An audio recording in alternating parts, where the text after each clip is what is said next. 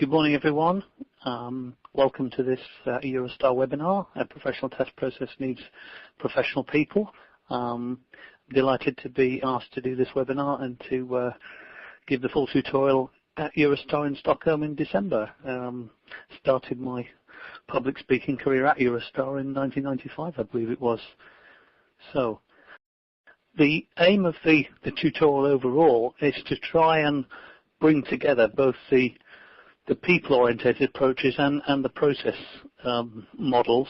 And what we're going to try and aim to do in the full day is explain the various choices that managers have when they want to improve their testing process. We'll work with the traditional testing models like TPI and TMM, but we've also got some other goodies in the tutorial that may be appropriate in your organization. And we take very much a problem-solving approach, so if you do come in December, please bring along your own suggestions, ideas and questions, and we'll make it dynamic and interactive as much as possible. So overall, in the tutorial, we'll try and help you understand why you want to improve the software, as I said, starting with a problem. We'll give a brief overview of the two most popular and well-known models, TPI from Soggetti, Martin Pohl and Tim Coleman invented the test process improvement model, and from the University of Illinois, the TMM, the testing maturity model. We'll give a quick overview of those two models. Have a look at some practical testing metrics to help you improve and monitor testing on a particular project, and I'm also particularly interested in the organization issues. And one of my sister companies in the US has developed an organizational evaluation model, which we'll get a brief look at. And in Sweden, we'll be able to discuss the pros and cons of setting up a center of excellence, which is a way that large organizations often improve their testing. I probably won't get time to discuss that in this short 30-minute webinar. The tutorial overall has been developed in association with my colleagues in SDLC Solutions in Wilmslow near Manchester, and we've been implementing various test process health checks over the past few months with a London-based company called Test House. So let's start and look at the software testing process. For those of you that have done ICB, or what is now ISTQB foundation level, this should be familiar to you. We've got a mature testing industry now. This slide is from around 2004, and some of the terms may have changed a little bit. But broadly speaking, you've got a 5-stage test process. We'll do some planning, setting out our goals and our test objectives, and working out what it is we've got to test. And there are standards, which we'll talk about, available to help you with that planning process. We'll go into a test specification phase, sometimes called a test design phase, where we'll work out the specific test conditions and test cases that we want to test. And the planning and design phases are equally as important as the next phase, which is actually executing the tests, and that could be either manually or automatically. We'll check and report on the results of that testing, and finally we'll look in the completion stage to see whether or not we met our test objectives. Did we cover all the requirements we said we would? Did we get the right degree of code coverage that we thought we would? And if not, we'll go back and plan some more, design some more tests, and perhaps run some more tests. It's an iterative process, so if the test execution fails and we don't get the results we expect, we'll go back and we'll go around this cycle for a determined amount of time until we're happy that we've got the coverage that we want within the budget and the timeframes that we want. So that's a test process. That's what we're talking about improving. And as a consultant, I'm often asked to recommend test tools and to improve just the test execution area. If only we had tools, then perhaps there would be improvement overall. And experience has shown that that's not necessarily the case. There has to be in general, a holistic approach to test process improvement. There's many areas that we have to look at, not just focusing on buying some technology to solve the problem. So the reasons for improvement vary from organization to organization. The reasons for wanting to improve vary from organization to organization. Basically, you're having a list of complaints from the business users and the management within the business, and often within the IT group itself, saying that, we're spending a lot of money on testing, we're using up a lot of people, you're always asking for too much more time, and we're still having defects found in production when we go live, and often the solutions are to come in with a very heavyweight process, a lot of bureaucracy, a lot of forms, which tends to exacerbate the problem. And so testing gets a bad press generally, and doesn't seem to be helping, doesn't seem to be adding value. Now, you may have your own reasons as to why you want to improve, but broadly from my experience, those are the key areas in which we want to, the key reasons why we want to improve our testing. Complaints from our customers. Now, I mentioned in the introduction there are two well-known improvement models of testing. You may have heard of a few others around the testing circuit, but these are the two most popular, most widely used, certainly in the UK and Northern Europe, in my experience. TPI was first published in 1999 by Martin Pohl and Tim Coleman, originally from Equip. Now the company's part of the Sogeti Group. Test process improvement, we'll take a quick look at that model in a moment. And the test maturity model from the University of Illinois, originally published in 1996. A book called Practical Software Testing came out around 2002, 2003, and the TMMI Foundation was set up a couple of years ago in order to add some more value to that particular model. And the TMM, as we'll see, is more suited possibly to organizations that already have some kind of CMM assessment or process improvement activity going on. So let's start by having a quick look at the TPI model. The model is broken down into what are called key areas, and there are 20 key areas, and we'll see those in a minute. And each key area can have a number of levels, starting with the lowest level, level A, going all the way up through B and C up to level D. Now, not all key areas have all four levels, but as you'll see when we look at the test maturity matrix, you'll see that improvement in all key areas is the way in which the TPI model requires you to make your step-by-step improvement. So we don't try and do everything at once. We pick a few of the areas, we try and improve them from level A to level B and so on. And once they're all at level A or level B, then we can consider another phase, perhaps 6 months or 12 months later on. Each level has what are called checkpoints, and in order to achieve a particular level, the test organization, the test process has to answer a certain number of questions, has to jump through a certain number of hurdles, and these hurdles are called checkpoints within the model. These are all available and published on the websites, and in the tutorial in December we'll take you through some specific examples of how to answer these questions, how to ask these questions if you're a consultant, and how to answer these questions if you're a user of the model. In order to improve, you're going to have what are called improvement suggestions in order to get from level A to level B on the key area of test strategy. For instance, there'll be a certain number of things that we would expect you to do.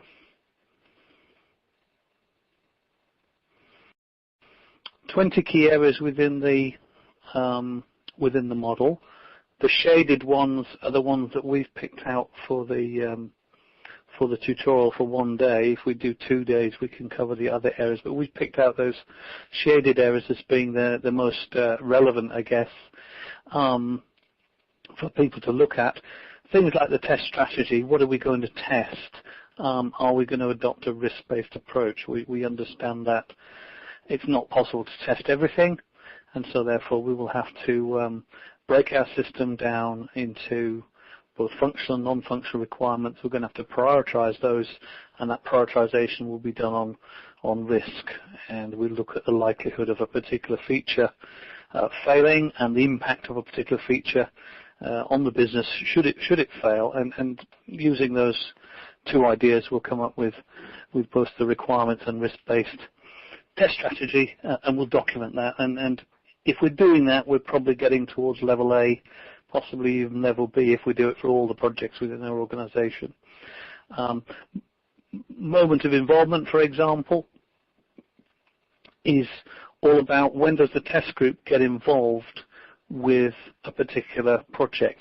Do they get involved once the system's been coded, i.e. quite late, and when it's difficult for them to influence the design of the software, or do they get involved right at the beginning once the requirements are starting to be produced, and are they able to get involved in reviews of requirements and make suggestions and so on, and design their test plans early rather than later? If that's the case, then you'll probably be starting to get to level A on the TPI model for that particular key area. Maybe just pick a couple more.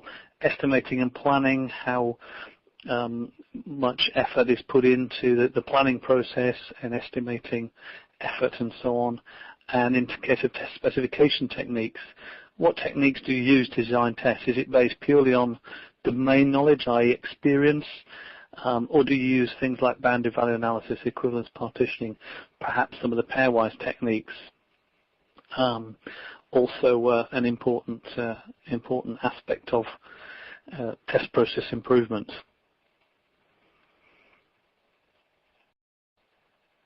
So 20 key areas then, and those key areas, there are just a few shown there on the slide.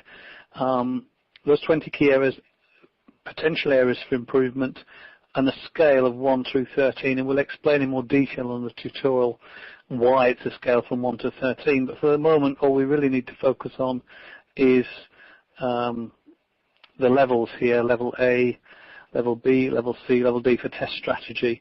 So if we take test strategy as an example, we could perhaps be at level A for test strategy, depending on our answers to the test point, depending on our answers to the checkpoint questions. It's not possible to be at scale 4 or 5 for test strategy according to the model. If we do all the improvements, we may get up to scale 6, which would be a level B. Life cycle model, we may find that we've gone a little bit better there. Moment of involvement, estimating and planning. So the idea is to try and get these, maybe techniques, maybe we've done a lot of work on techniques. The idea is to try and improve things little by little. And to take test tools as an example, we're unlikely to be able to implement test tools as high as level C until we've done all of these other things here. So we'd want to see improvement here, and then we'd be able to introduce tools, maybe push tools out a little bit. Now, in the next review in 6 months or 12 months' time, we'd want to push all those yellow areas into the next phase. At the moment, we've almost got a control testing process. If we bring test strategy up to level B there, we're pretty close on having a control testing process. Our investment in tools now is going to be relatively sound, and we can start thinking about improving all the other areas to have a more efficient test process, scales 6 through 10. And ultimately, when we get into that right-hand grey shaded area, we'll have an optimized test process. So this applies not just to these 8 levels there, but to all 20 levels. And there are dependencies between the different key areas, and so the model will restrict you from progressing too far in one area, such as tools, because of dependencies in other areas. That's basically how the matrix works. And from a point of view of giving back input to your management, that is a great visual way of explaining where you are in terms of your particular test strategy. Now then, let's switch on to the testing maturity model, the TMM. It has 5 levels, quite similar to the capability maturity model, which is why I said in the introduction that for an organization that uses CMM or CMMI, then the TMM or the TMMI is probably going to be an appropriate choice. There are 5 levels, and again, there are improvement suggestions between each level and actions you can take. The level 1 is the initial level, so that's generally very basic and ad hoc testing, nothing formal at all. Once you get to level 2, you've got a much more structured test processes, and you've got a policy document with some goals and aims and high-level statements about why you're testing and what your philosophy is. You're probably going to be undertaking some formal test planning, and you've probably got some good test design techniques and method in place. And also at level 2, you've got a test environment set up, and you're probably making a reasonable use of configuration defect management. Now that's, I've said quite a lot there. That's not easy to get to level 2, but that's where most test organizations should at least see as their aspiration if they're just starting out. They should get there reasonably quickly. At level 3, we're trying to integrate testing throughout the organization. So we've got a training and education program. We've probably got a well-understood testing life cycle. We've started to introduce non-functional testing, things like automation, things like performance, security, load and stress, usability, all those kind of non-functional aspects. And we've probably got some test process management and monitoring in place. As we go up to level 4 and 5, it's starting to get more sophisticated. At level 4, we're doing proper risk-based testing. We're doing formal reviews and inspections. We're designing for testability, and we're evaluating the quality of our software. And at the final level, level 5, we've probably got an optimized test process, a knowledge management system, and we're looking more here at prevention of defects rather than detection of defects. So very sophisticated test organization at TMM level 5. And we have a case study which we can talk about in December in Sweden, and that is whereby a UK company chose an Indian offshore supplier that was at level 5 of the CMM, and they had problems with the testing. And when they did an analysis, they found out that the TMM level of this organization was only 3. And so work was put in place to bring the test organization up to the same level as the development and the rest of the organization. So just some practical ways in which these models can be used in real life situations we'll talk about in Stockholm. The key features of the TMM, it's based on the organization, so probably not suited to very small organizations. This is probably the corporate solution. It's well founded in both practical and theoretical ideas. It's strongly tied into CMM and CMMI, as I've already said. It does require buy-in from the top and some degree of investment, and we'll give you support as you go through the process. So those are the 2 models that we will obviously go into a bit more detail on the full day tutorial. But I wanted to give you an alternative, if you will, to just improving things by following a model, following a process. Here is an example of some practical testing metrics. There's 4 or 5 different metrics that we'll cover in December. This one is sometimes known as defect detection percentage. We've called it the quality percentage here. So if you look at, if I can do this here, if you look at application A there, it's got 540 defects at the release point. That was how many were found and fixed. We had another 18 defects within 30 days of release. So if we argue that with a completely effective and efficient testing process we would have found those, our quality percentage, how many we've actually found, is 96.67%. So it's 540 divided by 558. So we've maintained these ratios here for each of the different applications that were released on subsequent months, and broadly our application quality is starting to rise. So we're improving our testing process. Most of you will have defect information and would be able to keep this sort of chart, and you would be able to plot this information on a graph like this. So as time goes on, in this particular organization, we can see that the testing quality, the effectiveness of the testing process has increased over time. So only 2% of defects at the end there are being released into live. The typical figures I've seen for this in the UK have been around 80–85%. I haven't seen any as high as this, which was from a West Coast, US West Coast software company. But those simple kind of metrics, if you keep them and monitor them, can help to improve the process. And if you've kept an understanding of what a bug costs you in terms of rework, you've got a very simple equation to present to management for investing in test process, test tools, more resources and so on, in that you can improve that testing quality, improve that defect detection. Requirements churn is another metric that some of you may measure. The yellow line here that's going like this is number of bugs, so rising as we start testing from July through August, a few fixes and it drops a little bit, then it rises again. And the reason the bug rate is rising is the purple line here is, or the purple chart is the number of requirements changes made by the business, which is not so bad, but the blue line is the number of times they changed their mind. So there's a ratio of about 3 to 1. For every new requirements coming in, they're changing it at least 3 times. And that requirements churn, that ratio, is causing an unstable system and is causing the bug count to go high.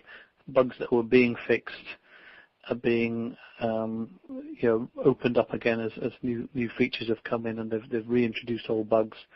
So a bit of a messy project that. Once that requirements churn was put under control and the business were asked to not make quite so many changes in such a short period of time, the application became more stable, good testing was done, and the team size halved, and all sorts of other things happened, and the project went out with very few bugs in production. But the controlling picture was this graph that you see here, and again, this is a case study we'll talk about in more depth on the full tutorial in December. Another number that I like to look at is complexity, application complexity. Those of you who have done the ISEB or ISTQB foundation courses will know about McCabe's cyclomatic complexity. So at the code level, the number of decisions that are taken in a program is directly related to its complexity. This is different. This is at a higher level. And we're looking at the relative difficulty to validate certain aspects of an application. So this isn't an absolute industry measure. This is something we could help you to build up within your organization so that you could assign resources to more complex applications and plan well ahead of time. So applications are going to potentially contain a large number of bugs. They may be particularly prone to being buggy. Maybe we require some specialized knowledge. Maybe you're here with this one. Maybe you've got a new .NET application. Your test team hasn't seen a .NET application before, and there are some areas there where you don't have the expertise, and so that's going to bump it up a little bit. And maybe some programming aspects in order to test a particular feature. So there's a number of factors there which we'd weight areas of a particular application. We'd write down each screen and each type of operating system and each type of database that we were working on. We'd feed in these kind of weighting numbers, and then we would come up with a chart like this. For each application here on the left-hand side, I've come up with a score based on a spreadsheet considering all those different factors for the user interface, for the back end, for the environment, for the test code, for any middleware. I've added up all the different components and I've come up with a number. Now that number's relative, so it's meaning the sales manager application there is more complex than the call center application, which is more complex than web sales and so on. And intuitively you probably think that's right. In this particular case study, what we did was we looked at the overall complexity calculation, and we looked historically at how long it had taken to test and how many people we needed. And moving forward, we were able to predict with a reasonable amount of accuracy how many resources, i.e. how many people we needed to test a particular application. And the graph looks something like this. The actual staffing comparison was the pink line there, and the estimate was the blue line there. And we overestimated on these last two, and we'll go into that in a bit more detail as to why that was in Stockholm in December. But basically, this test manager was able to go assess his application, come up with a number of a complexity number, and he was able to, with a reasonable amount of accuracy, estimate the number of people he needed.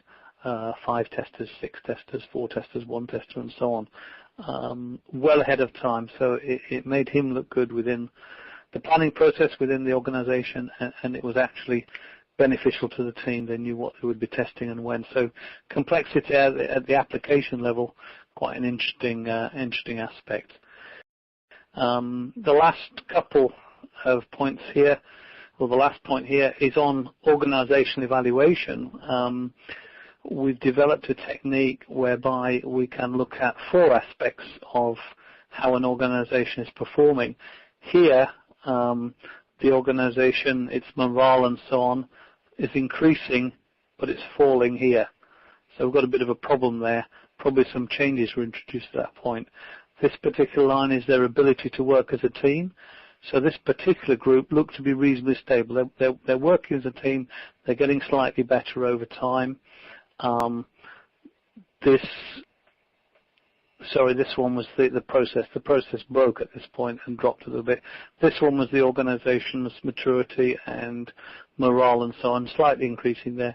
And the team's ability was rising over time, so they were getting some training, they were getting involved and learning things, and that was all going very, very well. There were some changes that happened in Q3 here that caused the process to break, and that's probably something that needs to be addressed. If you see low morale, you'll see this particular line drop down. So if you've got testers that are working long hours, a lot of weekends, you'll start to see morale fall, and that may have an impact on quality. So that's just another tool we have in the toolbox in order to understand our testing and how we can make it better. Sadly, there are no silver bullets that we can give you. There are no magic processes or magic tools that will make testing fantastic in your organization. But I hope I've shown you this morning that there are certainly a number of models and a number of techniques that you can use to make things just that little bit better. The overall summary of this tutorial is that there are lots and lots of models, lots and lots of techniques available to help you make and monitor improvements to your testing process. And after the tutorial, if you come to the full day, you should have, as a test manager or team leader, a really balanced view of what might work in your particular organization. I believe that every organization is unique. Every project and every testing situation is fairly unique, and you just have to use the most pragmatic approach and not religiously follow a particular method or process model just because it's there and just because you have the book or the tool or whatever. And whatever method you choose, be it the full-blown models or just one or two of the techniques I've shown you, a gradual step-by-step approach is definitely more likely to succeed than a big bang approach. You'll be much easier to adapt your ideas to the organization. Okay. Okay, thank you very much indeed.